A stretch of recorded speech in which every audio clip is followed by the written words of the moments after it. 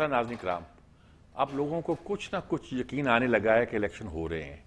कुछ रौनकें भी लग गई हैं, कुछ ऐसे भी हो रहा है, जलसे भी हो रहे हैं, बड़े बड़े जलसे भी हो रहे हैं, छोटी छोटी रैलियाँ भी निकल रही हैं, बड़ी बड़ी रैलियाँ भी निकल रही हैं। शहर शहर, इलाके इलाके, हर जगह हो रहा है जी, हर सूबे में हो रहा है, हर शहर में हो रहा है, कुछ ना कुछ दिखाई देता है। हर पार्टी निकली हुई है, हर पार्टी कुछ ना कुछ मुजाहरे कर रही है। अच्छा, लोग अब तजिया करने भी शुरू कर रहे हैं कि फ़लाँ कॉन्स्टिट्यूंसी में 3 कैंडिडेट हैं, 2 ये करेंगे, एक की ताकत ये होगी, इसके नतीजे में फ़लाँ के जीतने के इम्कानात भी हैं।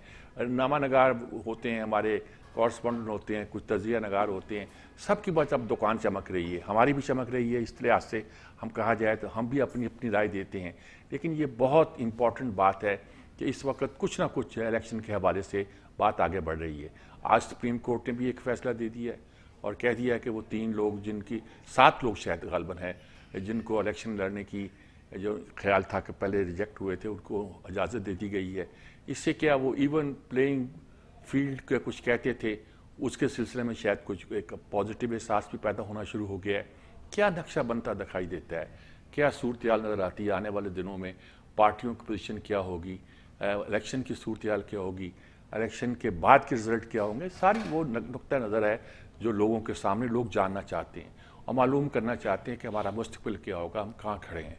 हमारे साथ एक बहुत अच्छा पैनल आज मौजूद है। तहरीक इंसाफ से तो हमारे सेनेटर डॉक्टर हुमायूं महमूद साहब हैं, पहले भी हमें नवाजते रहते हैं, वो हमारे साथ मौजूद हैं। और इस्तेहकाम पाकिस्तान पार्टी से मेजर खुर्रम हमीद रोकड़ी साहब हैं। इनके साथ एक प्रोग्राम में मुझे शमूलियत का एजाज़ हासिल हुआ है। आज ज़रा यहाँ भी देखते हैं क्या सूरत हाल बनती है।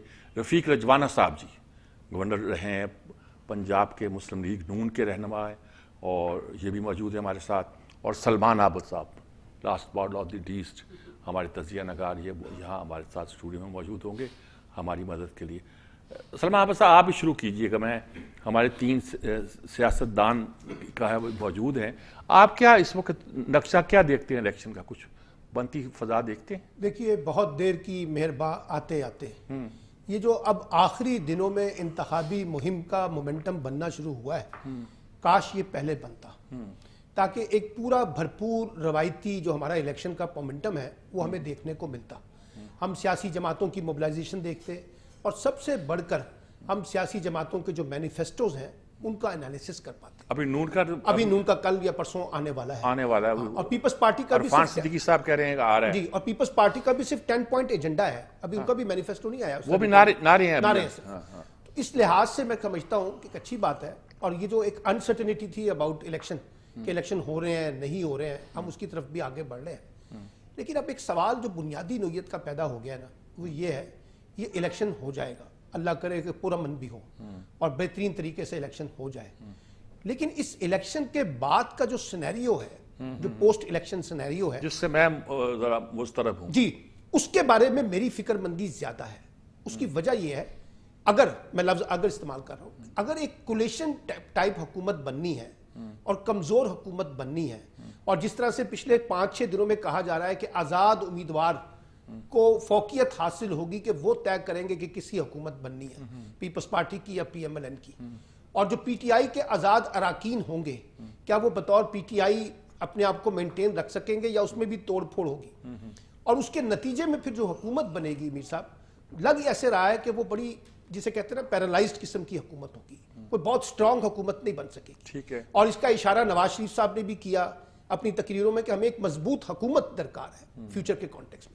अब अगर वो बनती है उसी तरह की हुकूमत जैसे मैं इस खदशे का मैं जाहिर कर रहा हूं, तो इसका मतलब है कि पाकिस्तान के जो इस वक्त के गवर्नेंस के इश्यूज हैं, पाकिस्तान के जो सिक्योरिटी के इश्यूज हैं, पाकिस्तान के जो मईशत के इश्यूज हैं, और पाकिस्तान में जो आम आदमी के मसाइल हैं, उसका कोई फौरी रिलीफ या कोई बहुत बड़ा एग्रेसिव किस्म की रिफॉर्म्स नहीं हो सकेंगी। और फिर वो एक महाजराई टकराव लड़ाई वाली जो कैफियत है वो बालादस्त रहेगी, क्योंकि इलेक्शन के नताइज को भी हमारे यहाँ आप जानते हैं कि रिवायत नहीं है कबूल करने की।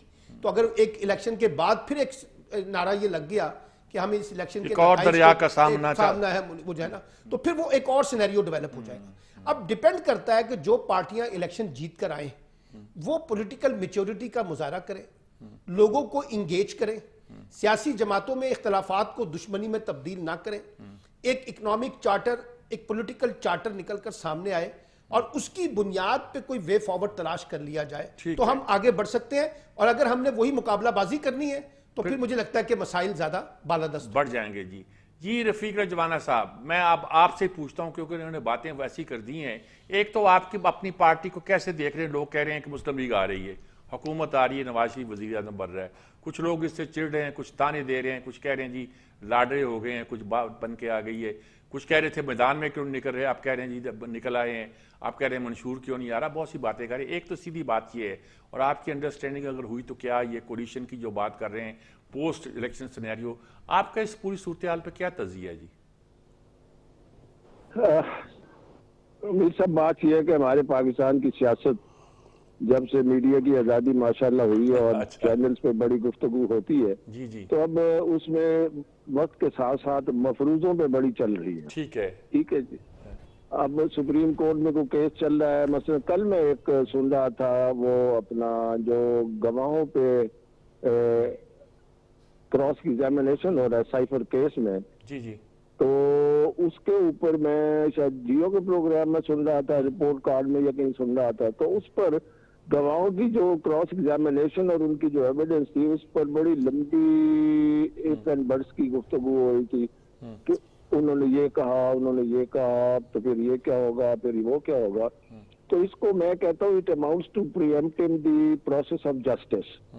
सिर्फ मफरूजों पे उस गवाह ने ये कह दिया अब साइबर केस कमजोर हो गया, उस गवाह ने ये कह दिया अब साइबर केस मजबूत हो गया। तो मेरा ख्याल है इन चीजों से इज्तनाब करना चाहिए, नंबर 1। ठीक है। नंबर 2 ये है कि ये ना हुआ, सवाल पूछते नहीं, अगर ये ना हुआ तो फिर क्या होगा। मैं कहता हूँ जब खुदा ना खास्ता या अल्लाह करे ये हो जाएगा, फिर मुझसे पूछना कि अब क्या होगा। ठीक है। आज मैं सारी चीजें स्पेकुलेशन हमें खत्म करनी चाहिए, क्योंकि पाकिस्तानी कौम पहले भी ही जान का शिकार है, पहले भी इन मफरूजों से थक गई है।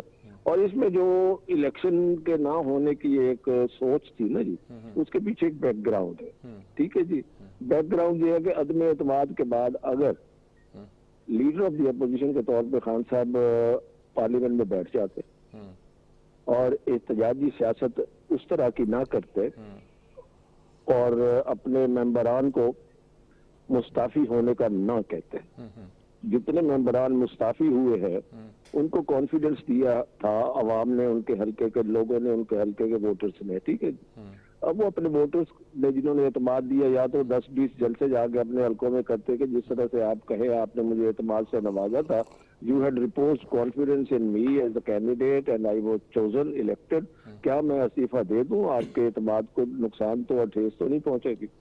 अब वो इस तरह के स्टेप लिए गए कि बेयकीनी हो गई। फिर उसके बाद फिर इसी मतलब प्रेशर लीवर के तौर पर माजरत के साथ कह रहा हूँ मैं, अपना सेनेटर साहब बैठे, शायद उनको मेरी बात ये अच्छी न लगे, मैं एक डिस्कशन कर रहा हूँ, एकेडमिक डिस्कशन कर रहा हूँ। तो 2 असेंबलियां तोड़ दी गई, उनके इलेक्शन कराने के लिए अदालत ने कहा, मगर इलेक्शन कमीशन ने अपना एक उसमें पॉइंट ऑफ व्यू दे दिया और उसके बाद वो इलेक्शन ना हुए। तो तब से फिर स्पेकुलेशन चलती गई। फिर अनफॉर्चुनेटली या फॉर्चुनेटली एस्टेब्लिशमेंट के रोल पर बड़ी लेदे हो रही है और हुई है, तो वो भी एक बात थी। फिर उसके बाद बाजवा साहब वर्सेस इमरान खान और बड़ा कुछ हो गया नहीं, और टू कट शॉर्ट। तो इन सारी चीजों में ये मफरूजे बढ़ गए। अब देखना ये है कि क्या जो अब हम इलेक्शन पे आ जाते हैं डायरेक्टली, हर पार्टी का ये राइट है वो कहना कि हम क्लेम करें कि हमारा वजीर आजम होगा, और पार्टी नून लीग आपको पता है पंजाब की सीटें ज्यादा और अल्हम्दुलिल्लाह पंजाब में हमेशा ही एक आध एग्जाम्पल के लिए मेजोरिटी हमारी रही है, हमें एज हासिल होता है। तो हमारा तो we are right in claiming so much कि हमारी सीटें ज्यादा होंगी। उससे ये नहीं होता कि हम जो क्लेम कर रहे हैं हमें खुदा न खास्ता किसी ने यकीन बयानी करा दी। अगर हम कहते हैं मियां साहब वजीर आजम होंगे तो ये डजन मीन के किसी ने एश्योरेंस ही है कि आप आए, आपको लंदन से हमने बुलवाया है, आपके केसेस भरी हो गए, यही कुछ ही कहा जा रहा है ना। आप लाडले हो गए, ये लाडले हो गए और अगली हुकूमत आपकी, अब वजीर आजम बन गए। इन चीजों से हमें हटना पड़ेगा। फिर इलेक्शन हो गए, एक आखिरी गुफ्तगू, इलेक्शन हो गए, ठीक है। अब देखना ये है कि हारने वाली जमातें या जमात मानेगी इस रिजल्ट को, मानेगी, और जीतने वाली जमात सारों को मिलाकर चलाएगी, या मैक्सिमम अलायंसेज करके या मैक्सिमम कलेक्टिव विजडम के तहत हुकूमत जब मुल्क चलाएंगे तो फिर तो हालात बेहतर होंगे। हारने वाली नहीं मानेगी तो फिर एजुटेशन शुरू कर देंगे। जीतने वाले कहेंगे जी हम अपना तहफ़्फ़ुज़ करते हैं, हम जीते हुए। तो इसलिए पाकिस्तान का जो मुस्तकबिल है वो सियासी इस्तेकाम में है, जिसके हाथ में माशी इस्तेकाम भी। ठीक बात है जी। सेनेटर साहब, सेनेटर डॉक्टर हुमायूं अहमद साहब, आपका हवाला भी आया, तज़किरा भी आया, आपकी पार्टी को रिलीफ भी मिला है, 7 लोगों को इलेक्शन लड़ने की इजाज़त सुप्रीम कोर्ट ने दे दी है। उसके बाद तो अब कोई अदालत नहीं है, इलेक्शन सर पर है। अब आप लगता है ये आज़ाद उम्मीदवार जो इलेक्शन लड़ रहे हैं उनके बारे में कहा गया कि अगर पार्टी में उन्होंने जिक्र किया हुआ है तो कुछ लोगों ने क्लेम किया कि उनको पार्टी का ही समझा जाए। तो क्या आपको क्या लगता है कि पोस्ट इलेक्शन सिनेरियो आपको क्या नजर आता है और इलेक्शन में क्या नजर आता है आपको? बिस्मिल्लाहिर्रहमानिर्रहीम जी। रिजवान कि उन्होंने काबिल के हमारा जिक्र कर लिया, वरना हम लोगों का तो जिक्र कोई करते ही नहीं है। वो लोग तो आपस में ही लगे हुए हैं। ये हो गए, पीपल्स पार्टी हो गई, और बड़े हो गए, बड़े वो जो इनको बताते हैं कि यार तुम आ जाओ, बड़े वो जो इनको बताते हैं कि इसको प्राइम मिनिस्टर बनाओ, बड़े वो जो इनको बताते किस दिन इलेक्शन होगा। इन्होंने बात की थी कि एकेडमिक रीजंस के लिए, तो जरा थोड़े से एकेडमिक रीजंस में हम आ जाते हैं। जब 2 सूबाई हुकूमतें जब डिसॉल्व होती हैं तो एकेडमिकली हमारा कॉन्स्टिट्यूशन कहता है कि नॉट लेटर देन 90 डेज या विद इन 90 डेज। ये 2 मुख्तलिफ जो आपके जो एक्ट्स हैं उनके अंदर, या जो एक्ट कह रहा हूँ, जो आपके 2 मुख्तलिफ कॉन्स्टिट्यूशंस हैं, जो उनकी शिकें हैं उनके अंदर ये इस लिहाज से कहते हैं। तो उसमें कहीं जगह पे ये नहीं लिखा हुआ कि जो इलेक्शन कमीशन है वो अपनी राय दे दे, और खास तौर पे तब जब सुप्रीम कोर्ट ने भी डेट दे दी हो, जब प्रेसिडेंट साहब ने भी डेट दे दी हो, तो फिर किसी लिहाज से ये कॉन्स्टिट्यूशनली वायबल नहीं होता कि आप उस इलेक्शंस को ना कराएं। अब उसमें एकेडमिकली एक और बात हुई थी कि एक जो आप ये समझ ले कि बगैर ऑपोजिशन वाली जो एक नेशनल असेंबली बैठी हुई थी, उस नेशनल असेंबली में एकेडमिकली लोगों ने एक ऐसा रेजोल्यूशन पास किया कि उन्होंने कहा कि ये इलेक्शंस नहीं होने चाहिए, मतलब कॉन्स्टिट्यूशन को पामाल करने का रेजोल्यूशन पास किया है। ये एकेडमिक हमें आजकल बता रही है। नहीं, ये तो सेनेट ने किया ना जी, सेनेट ने किया जिसमें। नहीं, मैं बात कर रहा हूँ पिछले साल की, जब अच्छा वो 2 प्रोविंशियल ठीक है। लेकिन अब आगे चले ना, एकेडमिक में हम फंस गए।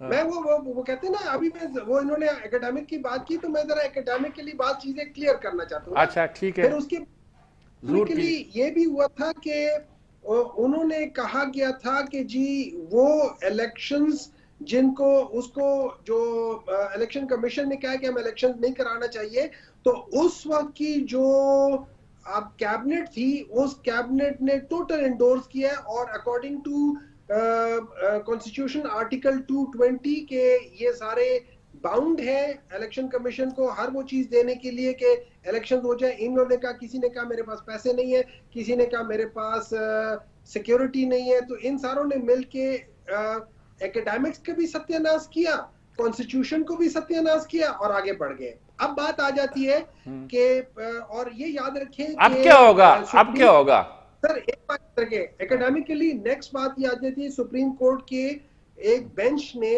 ये क्लियर लिख दिया है कि इस वक्त जो पाकिस्तान की सारी जो केयर टेकर गवर्नमेंट्स है वो अनकॉन्स्टिट्यूशनल है इस वक्त। ठीक है, अब आ जाते हैं आगे क्या होगा। इस वक्त क्या हो रहा है, इस वक्त आपने सबसे पहले प्री पोर इलेक्शन रिगिंग अपने इंतहा को पहुंची है। हमने खोसा साहब की बात की, खोसा साहब के हमने बात की कि जी लोगों को जाके एक गहमा गहमी हो रही है। आज भी खोसा साहब के बच्चे को वो गायब कर दिया गया, अरेस्ट कर दिया गया, पुलिस ने कर दिया था। क्यों? वो अपने फादर की कैंपेन कर रहे थे।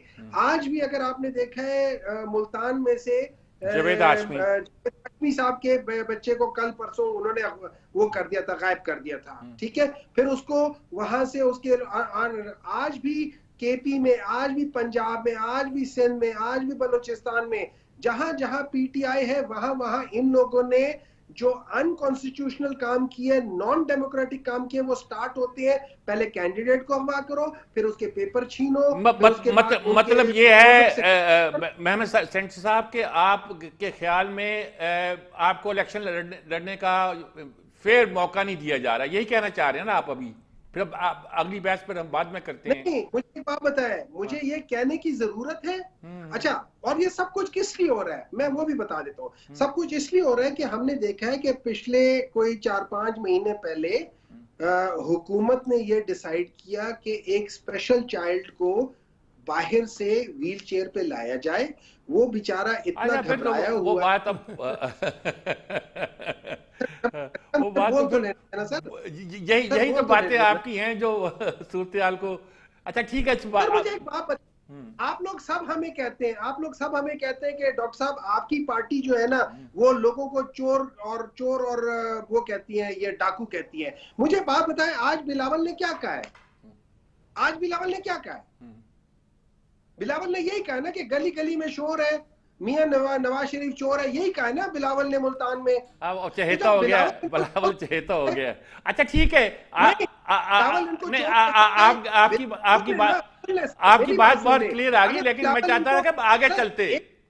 ये एक मिनट, बिलावल इनको चोर कह सकते हैं, ये उनको डाकू कह सकते हैं, तो हम इन दोनों को चोर डाकू क्यों ना कहें? देखे महमद साहब, मैं इस पे बहुत सी बहस को ओपन कर सकता हूं और बहुत सी बात कर सकता हूं, लेकिन हम आगे बढ़ना चाहते हैं कि जो 10-12 दिन 15 दिन रह गए इसका क्या इलाज है। आगे चलते हैं, अभी मौका आपको दोबारा आएगा। मेजर खुर्रम हमीद रोकड़ी साहब, ये इस्तेहकाम पाकिस्तान पार्टी के हैं, ये आपके साथ ज़ाहिर है कि आपको ज़्यादा बेहतर तौर पर जानते होंगे, ये अब क्या कहते हैं, ये मैं इनसे पूछता हूं। जी वे सब, क्या आपका अपनी सारी गुफ्तगू पे क्या मैं सवाल ही पूछता, आप क्या कहते हैं इस सारी गुफ्तगू के पस मंजर? मिर्जा, बात यह है कि मैं ये कहूंगा कि हम एक निहायत गैर संजीदा किस्म की कैफियत के अंदर चले गए, और हम तमाम के तमाम जहाँ पे एक संजीदगी होनी चाहिए थी और जहाँ पे इलेक्शन में लोगों के पास एक चॉइस होनी चाहिए थी कि संजीदा पॉलिटिक्स हो रही है, पिछले कुछ अरसे से लोगों को, बच्चों को इंसाइट करके और उनको एक एक्सप्लॉइट करके एक ऐसा नैरेटिव बिल्डअप कर दिया गया है कि जिस नैरेटिव पे हम लोग बात नहीं करते। मैं और ये तमाम जो लोग जिस पार्टी में थे और बाकी आज जो क्राइसिस का शिकार हैं, विक्टिम्स हैं तमाम उस नैरेटिव का, कि जो आपने एक एंटायर स्टेट नैरेटिव डेवलप किया, उसको आपने रंग दिया एंटायर एस्टेब्लिशमेंट का, और बेसिकली वो एंटायर स्टेट नैरेटिव था, और फिर आप फिक्शन की उस हद तक ले गए उस नैरेटिव को कि आपने सोसाइटी को डिवाइड कर दिया। और मेरा कई दफा ये सवाल होता है कि आप चाहते क्या हैं? यानी हर वो चीज जिसने आपको फायदा दिया, हर उस रास्ता जिससे आप एक मकाम पर पहुंचे, आज आप बैठ के हर उस चीज को एलानिया डिनाई कर रहे हैं, और एक ऐसी डिस्ट्रक्टिव किस्म की मूवमेंट खड़ी हो गई है कि लोगों के अजहान को सोशल मीडिया पे इधर झूठ और सच को इतना मिक्स कर दिया गया, और फिर कैरेक्टर असैसिनेशन से एक ऐसा बड़ा ब्रिगेड बनाया गया कि किसी की इज्जत महफूज नहीं है। और पॉलिटिक्स को जहां संजीदा होना चाहिए था, वो जो एकेडमिकली पॉलिटिक्स का डिस्कशन हो रही थी, मिसाल देते हैं ये हजरात स्कैंडिनेविया की, और हालात करते हैं पाकिस्तान में ये। मैं इनको चैलेंज करता हूँ, स्कैंडिनेविया जैसे मुल्क के अंदर भी जाके आप जरा उनकी गवर्नमेंट के रेट ऑफ द गवर्नमेंट को चैलेंज करने की कोशिश करें, वो एकेडमिकली सारी चीजों को कर दें। हमने किया क्या इस मुल्क के साथ, हम किस नहज पे ले गए, हम नौजवानों को किस डायरेक्शन में ले गए, हम अपनी बच्चियों को जिनका हमें बेहतर करियर का सोचना था, हम किस तरफ ले गए। और जो रिजवाना साहब ने बात की थी, वो एक एक बात वैलिड है और एक एक बात दुरुस्त है और एक एक बात वजनी है। हमने अच्छा चोर यानी करने की बातें हैं ये हमारी, फलाना कह रहे तुम चोर और डाकू हो। मैं ये पूछूं भाई अपने से कि परवेज इलाही को, जो पंजाब का पता नहीं सबसे बड़ा डाकू है, बगल के अंदर फिर क्यों बिठाया? कोई हमने एथिक्स छोड़ी है? हमारी जबान कहीं रुकती है? जिसको मर्जी जो कह दें, जिसके बारे में मर्जी जो कलाम कर दें, चोर चोर। मैं किससे खोल के रखूं कि कौन कितना बड़ा क्या कुछ करता रहा, कैसे चीजें होती रही? हमारी जबान और हमारी इस पॉलिटिकल नेगेटिव रविश से किसी की इज्जत महफूज रह गई है? सियासतदान की कोई इज्जत रह गई है? जो रही से ही कसर थी इस पिछले दौर के अंदर सारी बराबर हो गई है। हम कर क्या रहे हैं मुल्क के साथ? अच्छा, नैरेटिव की जब हम बात करते हैं, या हम मैंडेट की बात करते हैं, या हम बयानिए की बात करते हैं, हम दे क्या रहे हैं अपनी नई जनरेशन को? मीर साहब, हम उनको क्या चीज दे रहे हैं? हम उनके ज़हनों के अंदर डाल क्या रहे हैं? क्या नफरतों से मुल्क संवरता है? क्या फ्रिक्शन से मुल्क बनता है? क्या मुल्क तोड़ने की बातों से मुल्क पड़ता है? क्या मैं कहूं कि मैं हूं तो मेरे बगैर मुल्क चल ही नहीं सकता? कुछ भी नहीं होता निकला।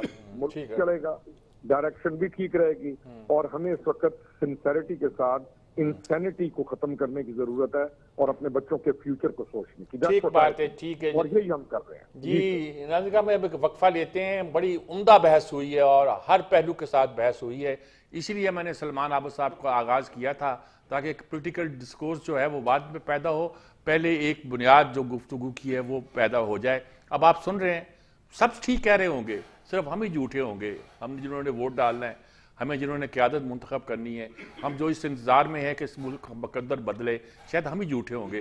देखते हैं कि सूरत हाल क्या है। मैं कहता हूँ ये जो आइंदा आ रहे हैं चंद दिन, इसमें हम किस तरफ जा रहे हैं और उसके बाद का नक्शा क्या होगा, इसको ज़्यादा हमें अब फोकस करना चाहिए। एक वक्फा लेते हैं, वक्फे पर हाजिर होते हैं।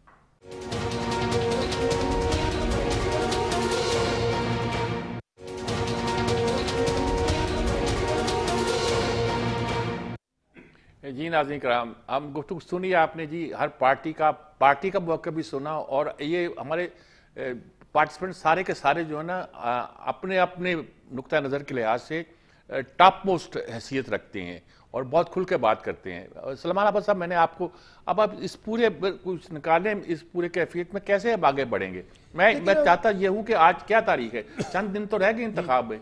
अब देखिए ना, जो बात सेनेटर साहब ने की, मेजर साहब ने की, रफीक रजवाना साहब ने की और मैंने की है, बुनियादी बात यह है कि हम सब आगे बढ़ने का रास्ता तलाश करना चाहते हैं। इलेक्शन जो है ना, और इलेक्शन के नताइज जो है, और जो गवर्नमेंट बनती है नई, वो हमेशा से आगे बढ़ने का रास्ता तलाश करती है। अगर वो रास्ता तलाश ना करे तो फिर ये सारी election exercise, democratic exercise, political exercise की कोई इंपॉर्टेंस नहीं होती। अब मसला ये है कि हमारी सियासी तलखियां इतनी बढ़ गई हैं कि हम उसमें दुश्मनियों को गालिब कर बैठे हैं। ये जो बात अभी की, चोर डाकू वाली बात की, गद्दार वाली बात की, अभी मैं ये सुन रहा था, एक हमारे बड़े मौजिज अपना पॉलिटिशियन है कि जो लोग फला पार्टी को वोट देंगे ना, वो मुल्क से गद्दारी करेंगे। भाई इससे निकल आए, ये गद्दारी के मामलात, हिब्बुल वतनी के मामलात को चैलेंज करने के जो मामलात हैं, इससे बाहर निकले। सलमान साहब, पहुंचे क्यों है इस सूरत? सर, इस वजह से पहुंचे हैं, और ये कोई नया खेल नहीं है। हमारे यहाँ बहुत से लोगों को लगता है कि शायद ये 2011 के बाद का सिनेरियो है। आप तो मीर साहब इंसाइक्लोपीडिया है, आपने anti people's party, pro people's party देखी है, 70s की पॉलिटिक्स देखी है, 77 की पॉलिटिक्स देखी है, 80s की पॉलिटिक्स देखी है। वहां क्या कुछ खिताब भट्टो साहब को नहीं मिला, उनको क्यों नहीं मिला, उनको मेरजी को नहीं मिला, वली खान को नहीं मिला, बाकियों को नहीं मिला, सबको मिला। उसमें एक मजे की बात मैं कहना चाहता हूं कि 70 में हम भुट्टो के खिलाफ तकरीर किया करते थे।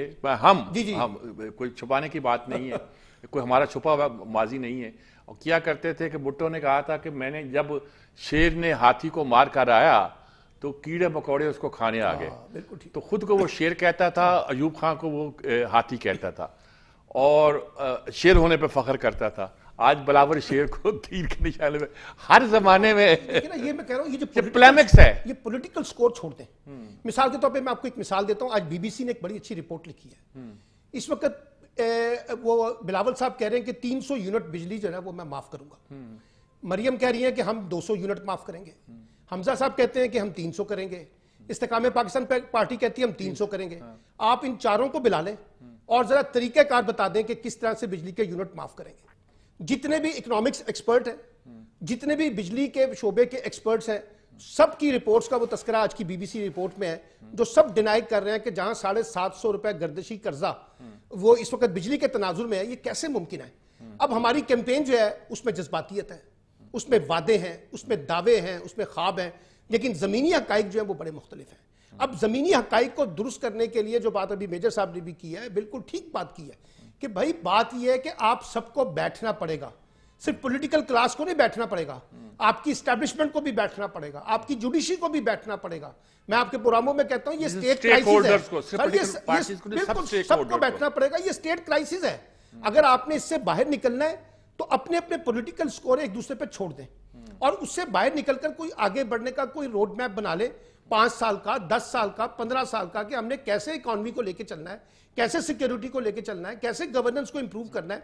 आइए हम एक पॉलिटिक्स में एक स्टेबिलिटी पैदा करें। अगर हमने ये नहीं करना तो आप एक दूसरे के खिलाफ पॉलिटिकल स्कोर करते रहे, सारी मोहब्बत वतन है, सारी शानदार लोग हैं, उनके बारे में मैं फिर क्या कह सकता हूं? रिजवाना साहब, ये सारी गुफ्तगू आपने सुनी, आपकी ज़्यादा बहस से वो सारी बात फैली भी है, उस पर समेटी भी गई। अब वो क्या कहते हैं? मैं तो कहता हूँ ये चंद दिन बाकी हैं, इसके सोच लो फ्यूचर के बारे में क्या होने वाला है, इलेक्शन के बाद क्या होने वाला है, हमने किधर जाना है, कैसे आगे बढ़ना है, हम बढ़ भी पाएंगे या इसी चक्कर में घूमते रहेंगे, क्या नक्शा बनता नजर आता है? आपने सारी गुफ्तगू सुनी है और हर एक को हक है कि वो अपनी पार्टी का पॉइंट ऑफ व्यू बयान करे। अब क्या क्या कहते हैं आप सारी? मीर साहब, पॉइंट ऑफ व्यू बयान करने में बाज़ औक़ात हम इखलाकियात का दामन छोड़ देते हैं, ठीक है। हम का लफ्ज इस्तेमाल कर रहा हूँ, किसी एक इंडिविजुअल का नहीं कर रहा, ठीक है। मैंने पहले गुफ्तगू की, उसके बाद मंदो खेल साहब ने गुफ्तगू की, सेंटर साहब ने, और उसके बाद आपके कमेंट से कई ये बड़ी उम्दा गुफ्तगू हुई।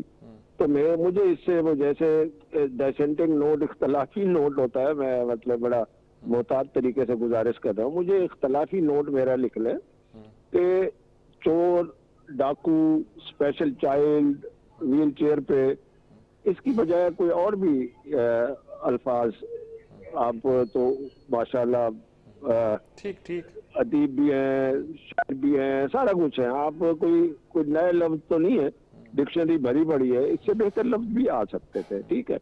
वो टिक्का खान के बारे में मशहूर है, वो इलेक्शन लड़ रहा था तो वो किसी ने उसने तकरीर की और उसने कहा मैं सिपाही हूँ, सिपाही था, सिपाही हूँ और सिपाही रहूंगा। पीछे से आवाज आई जनरल साहब तरक्की भी करें, ठीक है ना।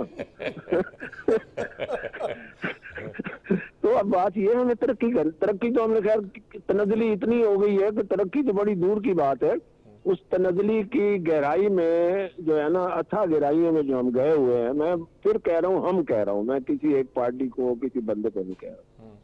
हम भी सियासत 40-42 साल से कर रहे हैं। भुट्टो साहब के दौर में स्टूडेंट लाइफ में भी हमने की सियासत।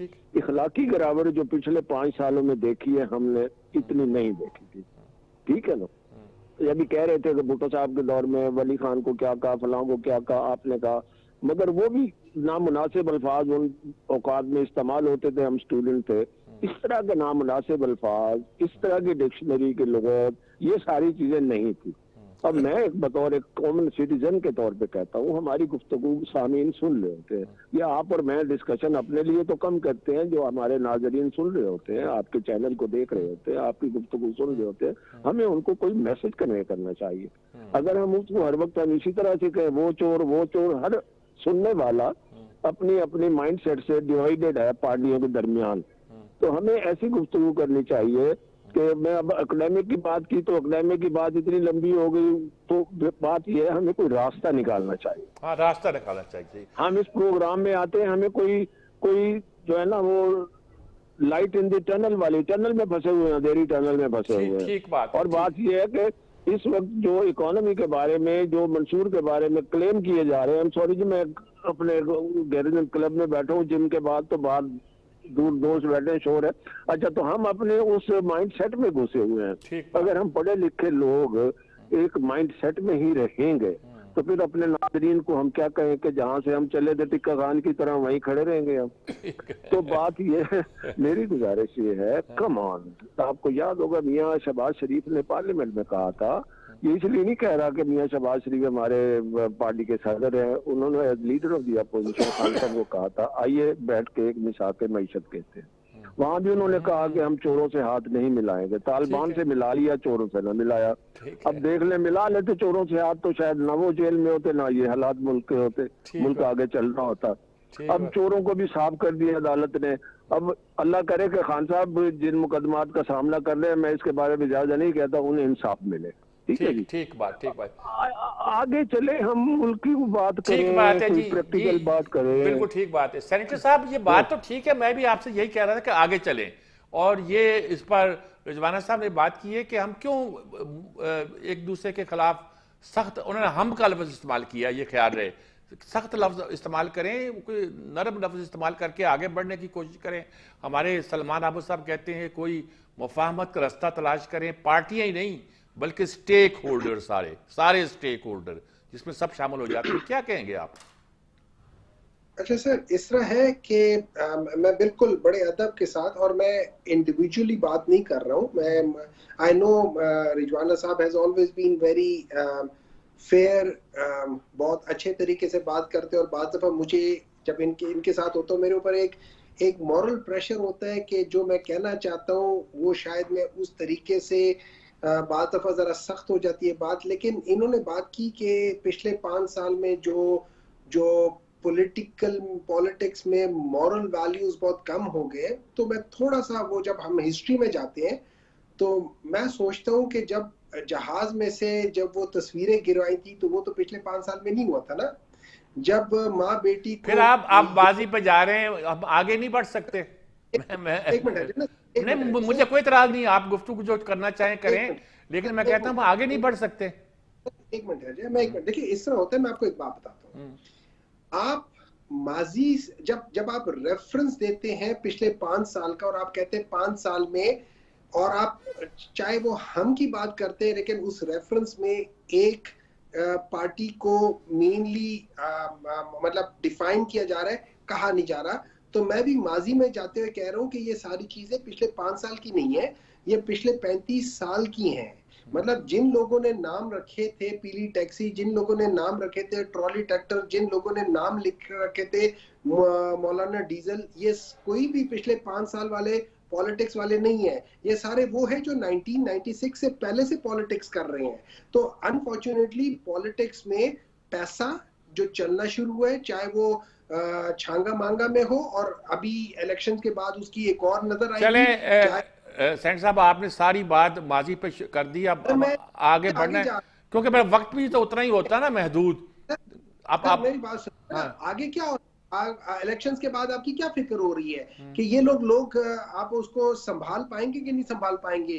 तो ये संभाल पाएंगे किस बेसिस पे कह रहे हैं? वो पैसा चलेगा, पैसा कहां से स्टार्ट हुआ था? पैसा यही सिंध हाउस में चला था, पैसा यही छांगा मांगा में चला था, पैसा मरी में चला था, यही पैसा हुआ था। ये जो सारे डिफेक्ट होकर चले गए थे, ये किसी न किसी वजह आइदर इन काइंड और इन मनी के लिहाज से इनको तोड़ा गया था ना, ये वो करते। फिर एक बात हुई थी, एक नैरेटिव की बात हो रही थी। देखिए, नैरेटिव से ज्यादा इंपॉर्टेंट चीज है रियलिटी क्या हो रही है। रियलिटी ये हो रही है कि पाकिस्तान में, देखिए, मिसाके जमहूरियत अपनी जगह है, मिसाके मईशत इसलिए नहीं हो सकती कि हर एक पॉलिटिकल पार्टी का अपना एक एजेंडा होता है, वो फाइनेंस के लिहाज से होता है। ठीक है सेंटर साहब, आपकी बात बिल्कुल सामने आ गई। देखिए, मैं रोकड़ी साहब की तरफ आ रहा हूं, मेरी साहब की तरफ, लेकिन मैं एक बात की वजाहत कर दूं कि सब यही नहीं है कि मैंने एज ए जर्नलिस्ट 70 के इलेक्शन को कवर किया है, और टॉप लेवल पे कवर किया है, छोटे लेवल पे नहीं, बल्कि उससे पहले मादर मिलत के इलेक्शन में एक तालब इल्म के तौर पर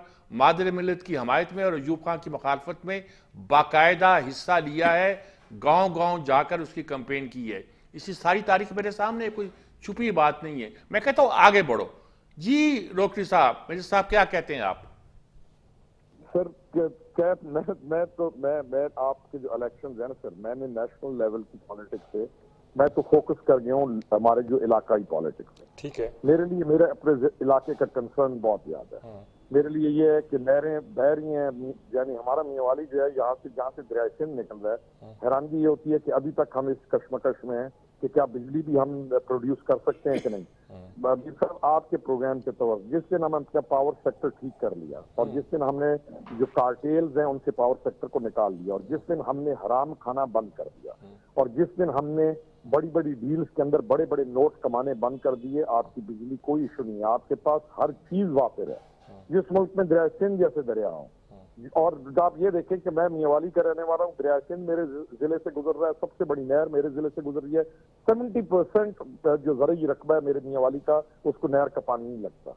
मादनियात साल्ट रेंज पूरे का पूरा मादनियात से भरा हुआ है, और हमारे बच्चे उसे मिट्टी करके बेचते हैं, और मेरे पास स्मॉल मीडियम इंडस्ट्री नहीं है यहाँ पे। हमने तो फोकस कर दिया अपने डिस्ट्रिक्ट को, अपने हल्के को, कि हम इसकी अपलिफ्टिंग के लिए पूरा किरदार अदा करेंगे। बाकी नेशनल पॉलिटिक्स के अंदर जाके क्या होता क्या है पार्टी पार्टी पार्टी, और पार्टी टिकट उसको देती है जाके कि जिसको नो हाउ नहीं होता किसी चीज का कि मैंने करना क्या है। हमारा फोकस इस वक्त सिर्फ अपना जिला है, अपना डिस्ट्रिक्ट है, और सबसे बढ़कर पाकिस्तान, कि हम अपने मुल्क को अपग्रेड तब कर सकते हैं जिस इलाके को हम रिप्रेजेंट कर रहे हो, हम अपने इलाके को रिप्रेजेंट करें। और अगर मौका मिले आपको मुल्की लेवल पे, तो आप पूरी सिंसेरिटी के साथ, ऑनेस्टी के साथ, करप्शन से बचते हुए अपनी जहानत का इस्तेमाल करें। एक इशू ये है कि यहाँ पे जो करप्ट नहीं है वो इतना बुजदिल है कि वो काम नहीं करना चाहता, और जो करप्ट है वो इतना दलेर है कि वो कहता है मैं सारे काम करूंगा। आप दरमियान के लोगों को तलाश करना हर पार्टी, ठीक है, आप लोगों का काम है कि आप भी आइडेंटिफाई करें कि इन दो एक्सट्रीम से हट के पारसाई बुजदिली का नाम बन के रह गई है। ठीक कह रहे हैं आप। That's the point. तो ये चीज हो गई है। और दूसरी एक और चीज है मित्र, जो शरीफ आदमी है वो कोई बोल्ड डिसीजन ले नहीं सकता, क्योंकि 3 वजूहात हैं। हमारा पॉलिटिशियन निहायत विंडिक्टिव है, किसी भी पार्टी का वो विंडिक्टिव है। हमारा जो सरकारी मुलाजिम है वो खौफजदा है कि मेरी इन्होंने अभी पोस्टिंग ट्रांसफर कर देनी है, वो फियर का शिकार है। और हमारा जो ताजिर है वो गिल्टी है टैक्स चोरी कर करके हर लिहाज से, और हमारी जो अवाम है वो इन तीनों का शिकार है। और हमारा जो एक और नेक्सस है, पॉलिटिशियन, ठेकेदार और सरकारी वो महकमे जो तरक्याती कामों में इन्वॉल्व होते हैं। और इन तमाम नेक्सस को तोड़ना जिलाई लेवल पे भी जरूरी है। एक एमएनए है वो बहुत कुछ कर सकता है, एक एमपी है वो बहुत कुछ कर सकता है। इसी तरह नेशनल लेवल के ऊपर भी जाके इस चीज को जरूरत है कि हम सारी पिछली चीजों को भूल जाएं, हम आगे तक सोचें कि हमने पाकिस्तान को कैसे अपग्रेड करना है, कैसे अपलिफ्ट करना है। 24-25 करोड़ हो गए बच्चों की तादाद देखें, उनका फ्यूचर देखें, उनके आगे बच्चे होने, यानी हम कहाँ खड़े हुए हैं, हमने तो ये देखना है। ठीक बात है जी। राजग्राम, बड़ी आपको गुफ्तगू बड़ी एक पॉइंटेड भी नजर आती है। हर आदमी का पॉइंट ऑफ व्यू जो है बड़ी क्लैरिटी के साथ सामने आता दिखाई देता है। अब हम कोशिश करेंगे कि ये चंद दिन हमने गुजारने हैं, इलेक्शन तक जाना है, और फिर जो मंजरनामा हमारे सामने है वो क्या बन रहा है। मैं पहले लफ्ज से ही किस बात की कोशिश कर रहा हूँ। कोशिश करते हैं अब भी शायद हम उस तक पहुंच सके। एक वक्फा के बाद हाजिर होते हैं।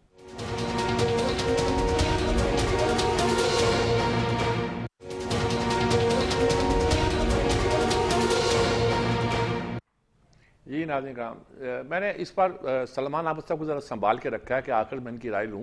ये स्टार्ट कर देते हैं, मेरी मदद कर देते हैं, लेकिन बाद में फिर कोई मैं वाइंड अप नहीं कर पाता। रजवाना साहब, पहले आप ही बताएं मुझे कि सारी गुफ्तगू सुनी, अब आपको क्या नज़र आता है? मैं ये एक ही बात पूछ रहा हूँ, आगे हो क्या रहा है? हम ये चंद दिन कैसे जो नजर आ रही धुन वैसे ही है, ऊपर स्मोक आ गया सियासी बनते हुए, क्या नजर मुझे आता है। अगर इस तरह की हमारी सोचें होंगी, मैंने भी एक प्रोग्राम में यही कहा था कि मौसम तो उन्हें सूर्य निकल आया इलेक्शन का, मैंने कहा धुंध है। अब बात ये है कि मुझे एक चीज ये है कि देखें, ये अभी बात हो रही थी, मंदोखेल मोहतरम बात कर रहे थे कि हर सियासी पार्टी का अपना एक इकोनॉमिक एजेंडा होता है, फाइनेंशियल। मैं ये कहता हूँ मिनिमम एजेंडा तो हर पार्टी का एक जैसा ही होना चाहिए। मसलन पाकिस्तान को तरक्की चाहिए, उसका मोड क्या हो सकता है? अपने अपने थिंक टैंक बैठाएं और एक पॉलिसी बना दे।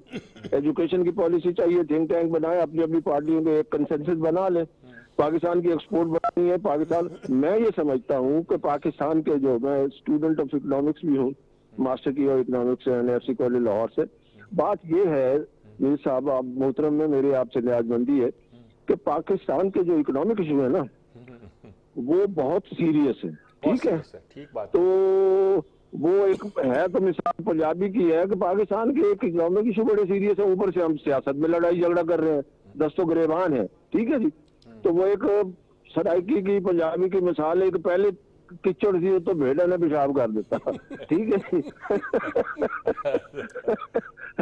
तो बहरहाल ये है तो बड़ी अजीब सी, मगर माजरत चाहता हूँ, मुझे इस वक्त कोई और इससे फिटेस्ट बात नहीं मिल रही थी। एक तो पहले ही इकोनॉमिकली हम डूम्ड हैं, डूबे हुए हैं, ऊपर से हम दबाए जा रहे हैं, सियासत में एक दूसरे को दबाए जा रहे हैं। मैं लफ्ज हम ही इस्तेमाल करता हूँ, मैं किसी सियासतदान को इतना तनकीद पे नहीं ले जाता, मेरिट पे बात करता हूँ।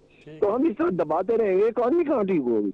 और कम अज कम मिनिमम 5 years का एक ऐसा प्लान चाहिए जो अनडिस्टर्ब्ड हो। ठीक बात है। कोई पार्टी उसको डेविएट ना करे, फिर जाके हम कहीं थोड़ी सी सांस लेने के काबिल होंगे। ठीक बात। 2-2 अरब के लोन हम चाइना को रोल ओवर करने के लिए हम रिक्वेस्ट कर रहे हैं, और वो भी सेफ डिपॉजिट पड़ा है, तो पड़ा है, हम उसको खर्च नहीं कर सकते। ठीक बात। ठीक है, तो हम तो मकरूज हैं बालों तक और उधर हम लड़ाई कर रहे हैं।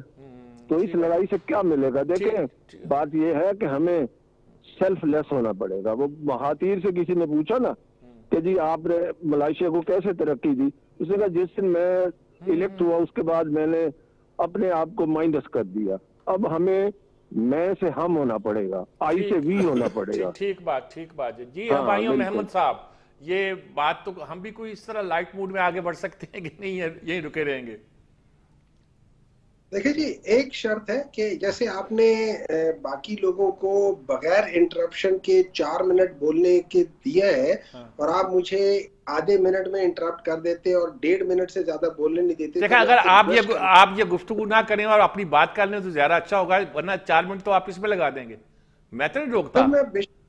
देखिए, क्योंकि मेरा सवाल और है, जवाब आप और दे रहे हैं। मैं कह रहा हूं कि आगे क्या होने वाला है, आप बता रहे हैं पहले क्या हुआ है।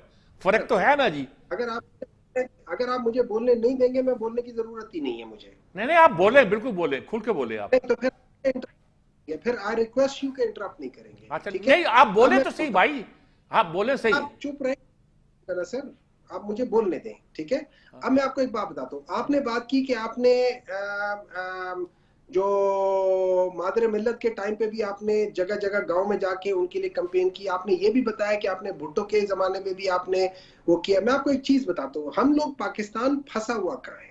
आप कहते हैं ना कि पास्ट से निकले फ्यूचर में जाएं, जब हमारा मसला वही है जो पास्ट में था वो आज भी है। पास्ट में हमारा मसला ये था कि जिस बंदे ने 160 सीटें ली थी, उसको हम लोगों ने निकाल के उस बंदे को इंस्टॉल कर दिया था जिसने 80 सीटें ली, ठीक है। तो उसने क्या किया? उसने आके सही किया गलत किया, उसने नेशनलाइज कर दिया। पाकिस्तान के में उस वक्त सबसे ज्यादा तरक्की हो रही थी, हर किस्म की गाड़ियां बन रही थी, हर किस्म की चीजें हो रही थी। उस नेशनलाइजेशन की पॉलिसी ने, जो कि एक पॉलिटिकल डिसीजन था और एक ऐसे बंदे का था कि जिसको हमने लाके इंस्टॉल किया था, वो पॉलिटिकली वो नहीं, उसको जरूरत नहीं थी कि वो पॉलिटिकली जीते। तो हम लोग जब वो गलती बार बार करेंगे तो हम फ्यूचर में भी वो गलती कर रहे हैं। हम इस वक्त किस जगह पे बैठे हुए हैं? हम इस वक्त ये कर रहे हैं कि इस वक्त हम इलेक्शंस को मैन्यूवर कर रहे हैं। इस वक्त पहले प्री पोल इलेक्शन मैन्यूवर हो रहा है, अगर वो नहीं हो सका तो हम during the polling election manoeuvre करने की कोशिश करेंगे। अगर वो नहीं हुआ तो हम तीसरा काम करेंगे कि पोस्ट इलेक्शन मैन्यूवरिंग करेंगे। और वहां पे आ जाते हैं कि जो आपने, जहां से आपने स्टेटमेंट स्टार्ट की थी कि क्या पोस्ट इलेक्शंस के बाद ये लोग जो आजाद लोग होंगे ये कहां जाएंगे? मुझे एक बात बताएं, वो लोग पार्टियां जो हम लोग कहते हैं कि हम पार्टियों में है और हमारे अंदर इतने होना चाहिए, तो मैं पूछता हूं कि आईपीपी पूछता हूं, पीपल्स पार्टी पूछता हूं, नून लीग पूछता हूं, किसी और पॉलिटिकल पार्टी से पूछता हूं कि अगर आप लोग या हम लोग अगर इतने ही मैच्योर है पॉलिटिकली, हम लोग किसी और के लोगों को खरीदने की क्यों कोशिश करते हैं? जब हम बात करते हैं कि हम लोग हराम खाने, तो क्या ये हराम नहीं होगा जब हम लोगों को पैसे देकर या कोई किसी किस्म की पोजीशन देकर उनको खरीदते? क्या वो हम हराम में नहीं करते? It is very easier said than done. हम लोगों को देखना। मैं रोक रहा हूं माजरत के साथ, आपने जहाज नहीं चलाए थे सर जी, तो अगर हमने गलत किया तो आज आप भी नहीं तो दूसरों पर इल्जाम लगाते हैं। अपना पोल तो खोलें। अगर मैं बीच में बोलूंगा तो मैं बहुत कुछ बोल सकता हूं, लेकिन मैं बोलता नहीं, आप बोलते जाएं। सर एक बात है ना, नंबर 2, आपने बिल्कुल सही बात किया, हम लोगों ने किया। मैं उन लोगों में से हूं जो समझता था वो भी गलत था और वो नहीं होना चाहिए था। लेकिन आगे बात ये बनती है कि हम आज किस जगह पे। नंबर 2, हम बात कर रहे हैं, मेरी नजर में पाकिस्तान का बेसिक मसला पॉलिटिकल इंस्टेबिलिटी है। पाकिस्तान में जब तक पॉलिटिकल इंस्टेबिलिटी खत्म नहीं होगी, एक पॉलिटिकल स्टेबिलिटी नहीं आएगी, इकोनॉमिक स्टेबिलिटी कभी नहीं आ सकती। एक घर के अंदर जब तक भाई बहनों के अंदर लड़ाई हो रही है, बात पॉलिटिकल स्टेबिलिटी के लिए क्या किया जाए? पॉलिटिकल स्टेबिलिटी के लिए यही है ना कि सब मिलकर बैठ जाएं। इसलिए हम सियासतदानों को देखें, उसके लिए हम पाकिस्तान तहरीक इंसाफ, आप अगर देखा जाए पॉलिटिक्स में सबसे नए लोग हैं। हम लोग बहुत गलतियां करेंगे, उसके बाद फिर जो करेंगे तो फिर क्या किया जाए? तो कोई राज नहीं है ये तो नहीं। अच्छा ठीक है, मैं वक्त मेरे पास बहुत कम है, मैंने पूरी बात आपकी सुनी है। रोकड़ी साहब क्या कहेंगे आप? वक्त में चूंकि बहुत कम है, मैं चाहता हूं आप भी अपनी बात करें, फिर मैं फाइनल राउंड की तरफ आऊं। हमेशा मैं तो यही कहूंगा कि हमें अपने मुल्क को प्रायोरिटी देनी चाहिए और हमें नादानियों में आकर नादान बनते हुए अपने नौजवान नस्ल को जाया नहीं करना चाहिए। ठीक बात। आप क्या सर, मेरा तो आखिरी कमेंट ये है, Pakistan needs serious reconciliation politically, economically. अगर आप इस एजेंडे पर सब लोग मुत्तफिक नहीं होंगे, पाकिस्तान के फ्यूचर पे फिर हम सब स्टेक जो है ना वो उसके ऊपर निशाना बना रहे हैं। इस वक्त हमें पॉलिटिकल इकोनॉमिक रिकंसिलेशन की तरफ जाना चाहिए। अगर हम नहीं जाएंगे तो हम पाकिस्तान के लिए मसाइल पैदा करेंगे। जी नाज़िर साहब, एक वक्फा लेते हैं, बहुत कम वक्त रह गया हमारे पास, लेकिन मैं कोशिश करूंगा कि सबसे बॉटम लाइन पूछने की कोशिश करूं और कोशिश करूं कि इस बात को कहीं कंक्लूड कर सके। एक वक्फा, वक्फे के बाद हाजिर होती है।